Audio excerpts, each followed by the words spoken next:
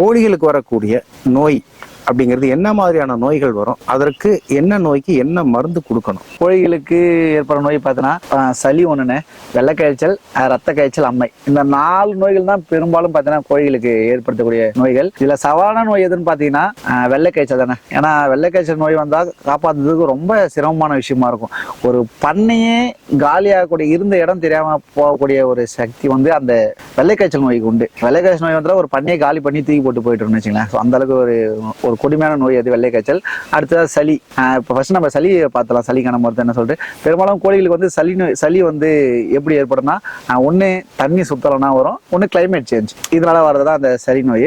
நம்ம மேக்சிமம் கோழிகளுக்கு வந்து தண்ணி வந்து இப்போ ட்ரிங்கர் வைக்கிறோம்னு வச்சுங்களேன், அதை வந்து ஒரே நாள் தண்ணியை வந்து நம்ம 2 நாள் அந்த மாதிரி வைக்கிறது, அந்த மாதிரி விஷயம் கூட. டெய்லி ட்ரிங்கர் வந்து நம்ம சுத்தம் பண்ணி வைக்கணும். அதுமாரி தண்ணி வந்து கோழிகள் வந்து இந்த பழைய தண்ணி குடித்தாலும், இந்த சாக்கடை தண்ணி அந்த மாதிரி இருந்தாலும் சளி பிடிக்கிறதான வாய்ப்பு அதிகம்.